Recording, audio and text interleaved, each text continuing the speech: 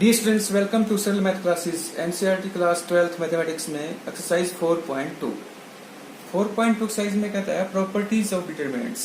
Determinants की property हमें करनी है। जैसे property first, the value of the determinant remains unchanged. Determinant की वैल्यू कोई चेंज नहीं होगी इफ यदि its rows and column are interchanged. यदि इसके रो और कॉलम को इंटरचेंज कर दें, सभी को करना है। जैसे ये फर्स्ट रो है A1 A2 A3 B1 B2 B3 C1 C2 C3, इन सभी को इंटरचेंज कर दें। जैसे फर्स्ट रो थी उसको फर्स्ट कॉलम बना दिया, सेकंड रो थी उसको सेकंड कॉलम और थर्ड रो को थर्ड कॉलम। तो इसमें कोई भी चेंज नहीं होगा। ये हमारे पास डेल्टा और डेल्टा 1 की वैल्यू क्या आएगी, इक्वल आएगी। इसी वजह से अब प्रॉपर्टी नंबर 2 है।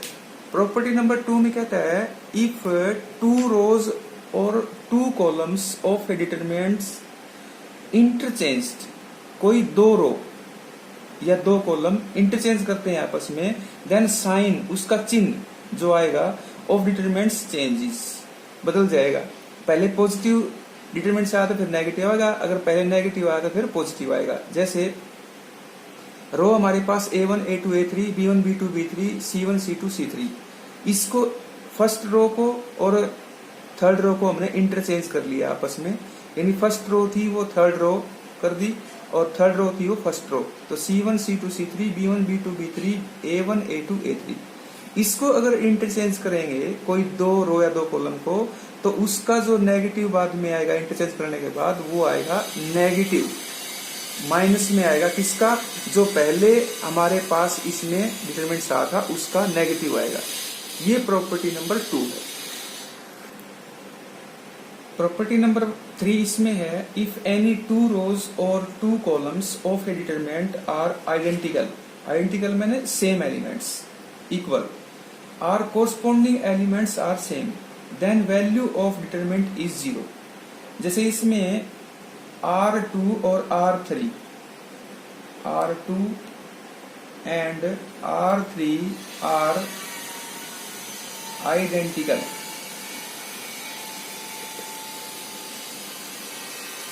आइडेंटिकल है R1 एंड R3, तो इसका डिटरमिनेंट क्या होगा, 0।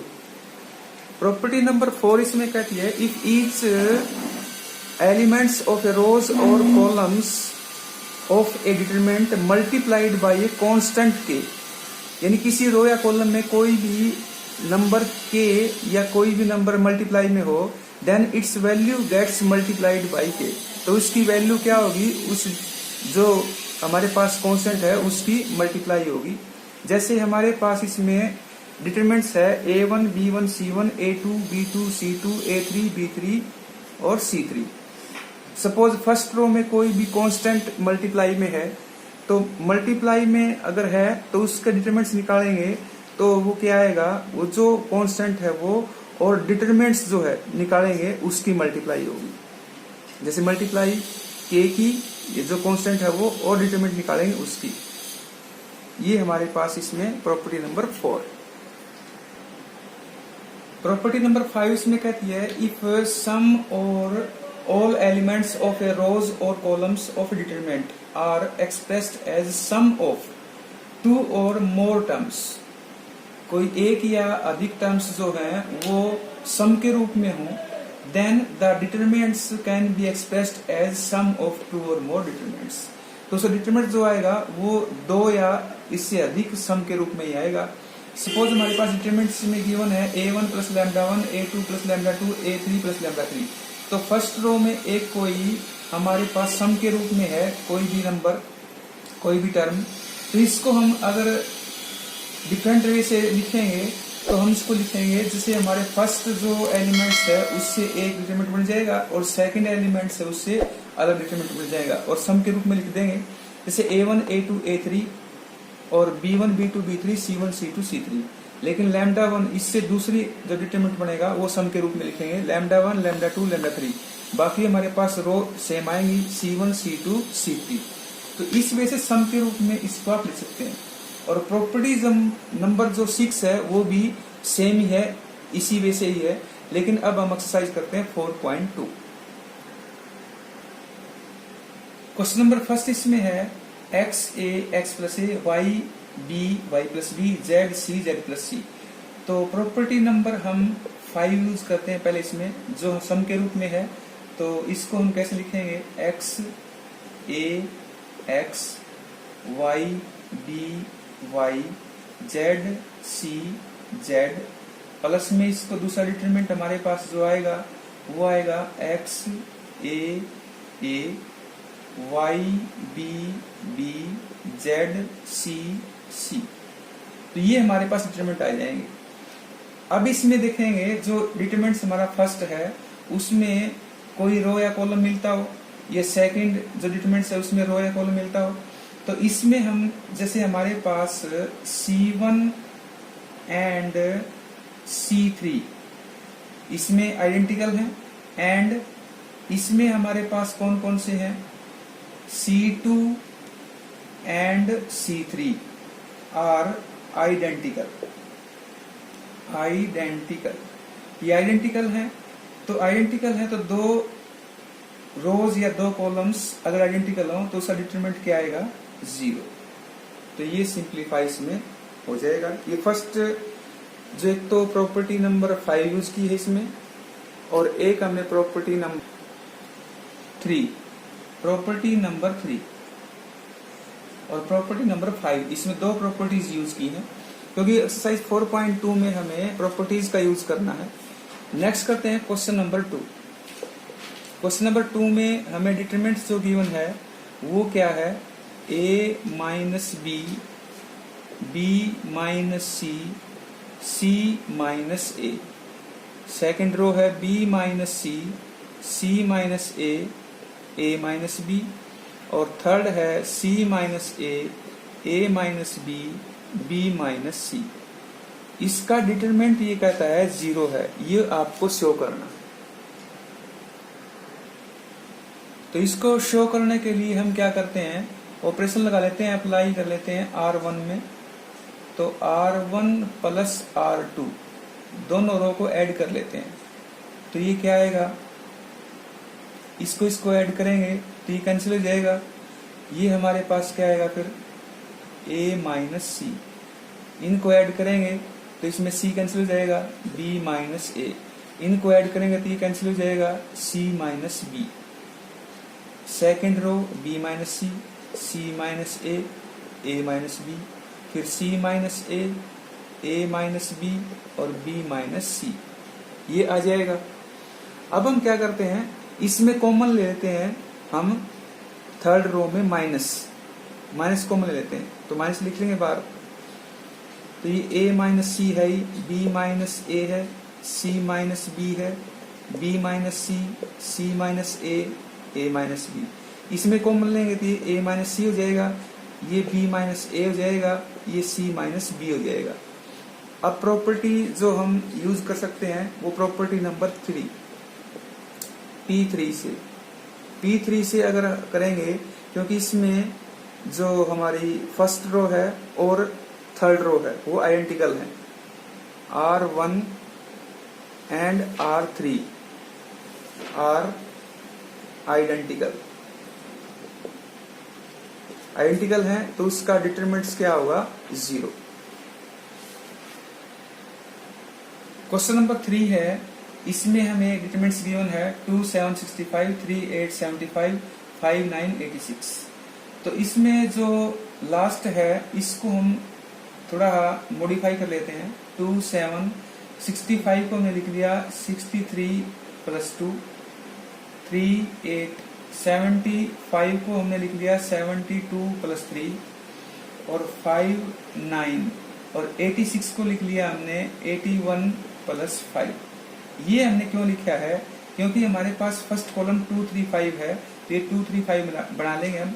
अब प्रॉपर्टी जो हमारे पास P5 थी उसको यूज कर लेंगे, P5 का यूज करेंगे तो हमारे पास वो क्या हो जाएगा, 2 3 5 7 8 9 63 72 81, और प्लस में दूसरा डिटरमिनेंट हमारे पास हो जाएगा 2 3 5 7 8 9 और 2 3 5। ये हमारे पास दो डिटरमिनेंट हो जाएंगे। अभी 63, 72, 81 C3 से हम कॉमन ले लेते हैं, तो कॉमन लेंगे तो कितना आएगा, इसमें 9 कॉमन ले सकते हैं, तो हमारे पास ये 9 आ जाएगा बाहर, तो 2, 3, 5, 7, 8, 9 और 7 लेंगे तो ये 7 आ जाएगा, ये 8 आ जाएगा, ये 9 आ जाएगा। और प्लस में हमारे पास ये डिटरमिनेंट्स तो है ही, 2, 3, 5, 7, 8, 9, 2, 3, 5।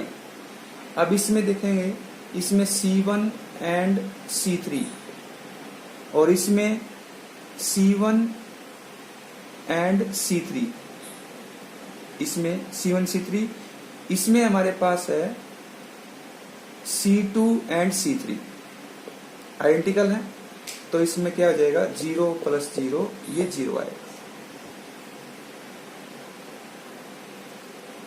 इस डिटरमिनेंट में C2 एंड C3, इसमें C1 एंड C3 आइडेंटिकल है, तो 0 आएगा इसका आंसर। क्वेश्चन नंबर 4 इसमें गिवन है 1, 1, 1 BC CA AB। इसको सिंप्लीफाई कर देते हैं हम।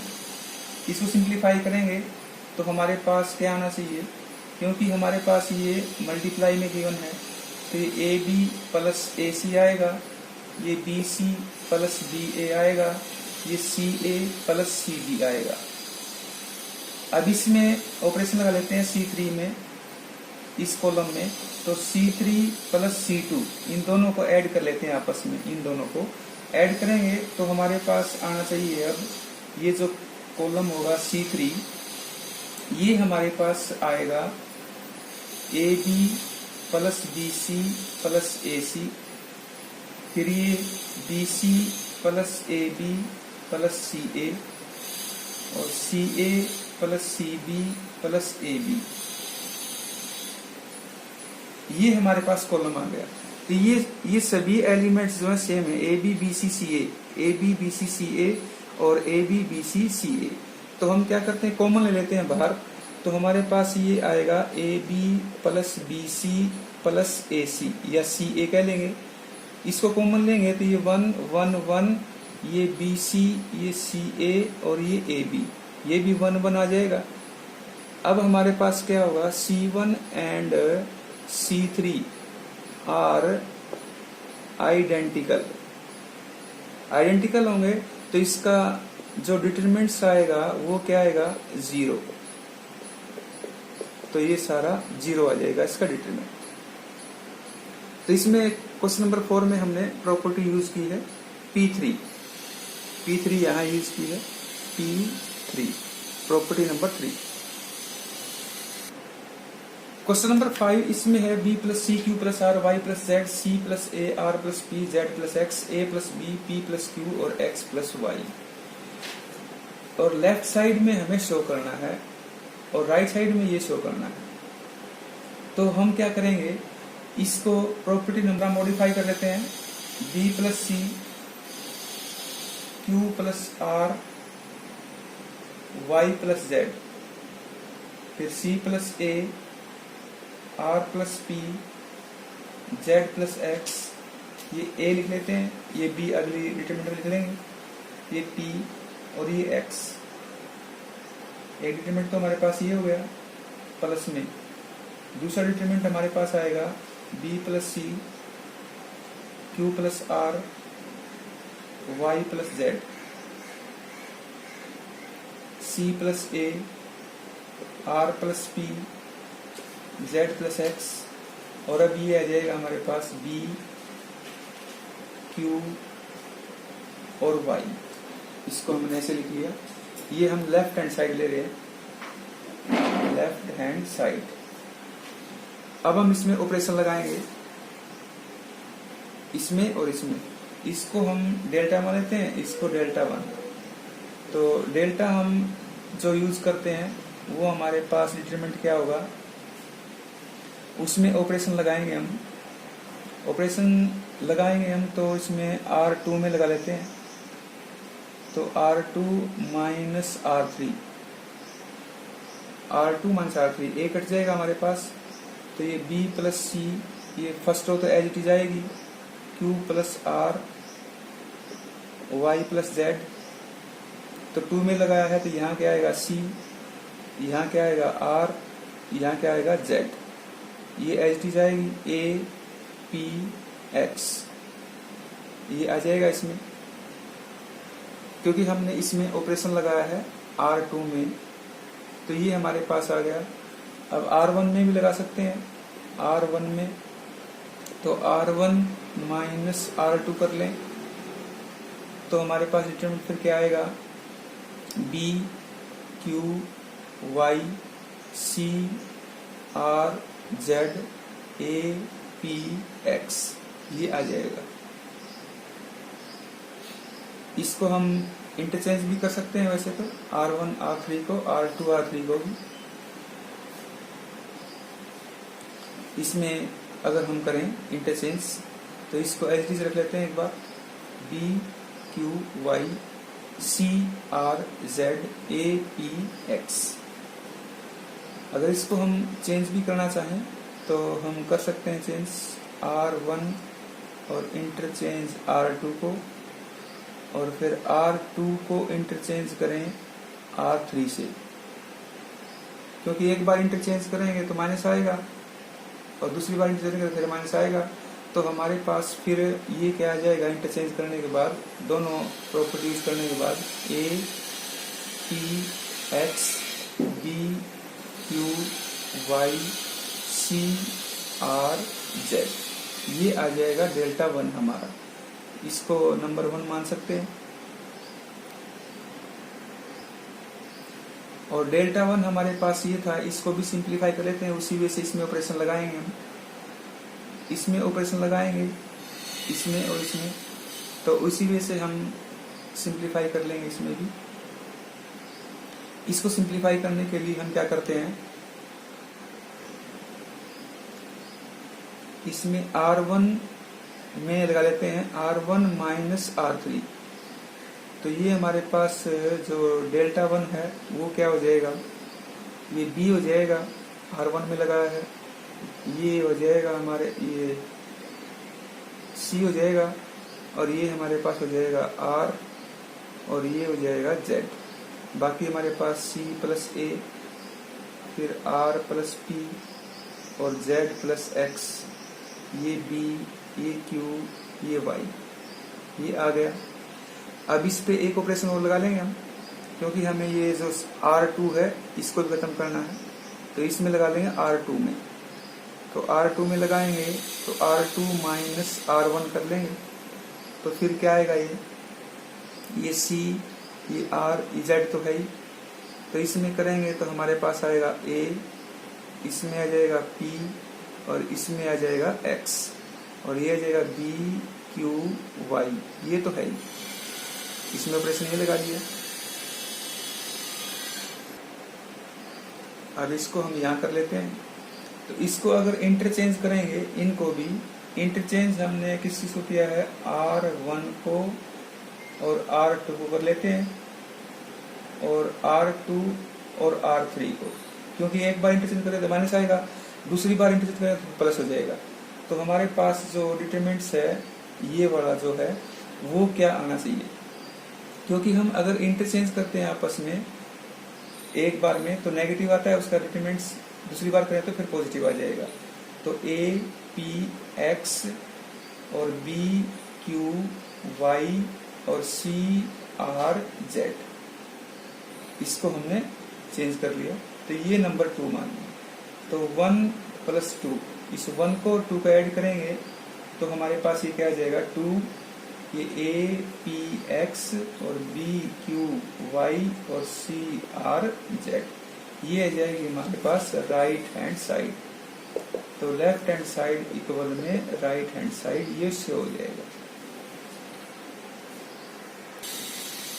क्वेश्चन नंबर 6 में कहता है इसमें प्रॉपर्टी का यूज करना है, तो इसमें हम क्या करेंगे, क्योंकि किसी ऑपरेशन हमें लगाना है तो या तो हम किसी को मल्टीप्लाई करें, किसी रो या कॉलम को किसी भी कांस्टेंट से। तो सपोज हम इसमें R1 को हम सी से मल्टीप्लाई कर लेते हैं, तो सी से डिवाइड भी करना पड़ेगा। तो हम क्या करते हैं, सी अपॉन सी कर लेते हैं। तो ये सी जो है ये ले जाएंगे अंदर, तो ये क्या हो जाएगा 0, ये हमारे पास हो जाएगा ए सी, और ये कितना हो जाएगा बी सी। ये माइनस ए, ये 0, ये माइनस सी, ये बी सी 0, ये हो गया। अब हम R1 में ऑपरेशन लगाएं, तो माइनस करें अगर R1 को और R2 में अगर ऑपरेशन लगाते हैं, तो R2 में हम क्या करते हैं, हमें B से मल्टीप्लाई करना पड़ेगा ताकि हमारे पास ये कट जाए, तो BR2 कर लेंगे। तो ये क्या हो जाएगा 1/C, ऑपरेशन लगाएंगे तो ये हमारे पास क्या आना चाहिए ऑपरेशन के बाद, ये तो AB है ही, AB हो जाएगा क्योंकि माइनस किया है R1 में, इसका मल्टीप्लाई किया है B से, और ये कितना हो जाएगा, ये AC है ही, ये हो जाएगा 0, ये माइनस A, ये 0, और ये माइनस C, ये B C 0, ये हमारे पास हो गया। अब फर्स्ट जो रो है उसमें कॉमन ले लेते हैं A, इसमें से कॉमन A ले लेंगे, तो ये क्या हो जाएगा A/C, इसमें से कॉमन लेंगे तो ये B C 0, minus A 0 minus C, B C 0। अब क्या हुआ हमारे पास R1 और R3, R1 and R3 are identical, तो डिटरमिनेंट क्या होगा इसका 0। ये क्वेश्चन नंबर 6 है। क्वेश्चन नंबर 7 इसमें है, ये डिटरमिनेंट्स गिवन है और इक्वल में हमें प्रूव करना है 4a² b² c²। तो हम क्या करते हैं, फर्स्ट रो से कॉमन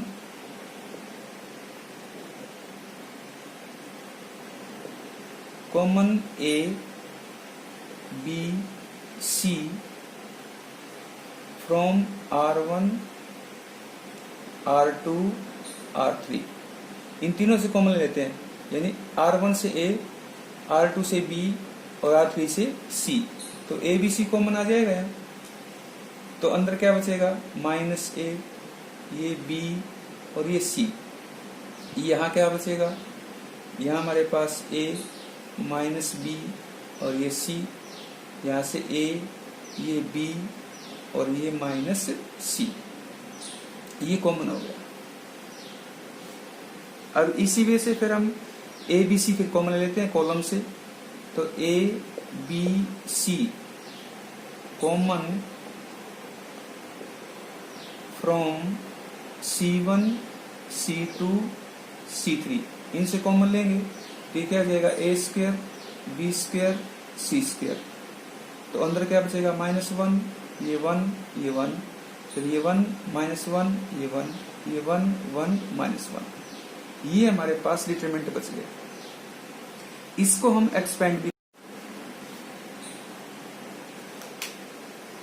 एक्सपेंड भी करेंगे, तो -1 इंटू में 1 -1, फिर -1 इंटू में ये और ये छोड़ देंगे, तो -1 और -1 -2 हो जाएगा, प्लस ये 1 से करेंगे तो ये और ये छोड़ेंगे, तो 1 + 1 2, इसको सिंप्लीफाई करेंगे तो 2 + 2 4 हो जाएगा, 4a² b² c²। ये हमारे पास आ जाएगा राइट हैंड साइड। तो ये क्वेश्चन नंबर 7।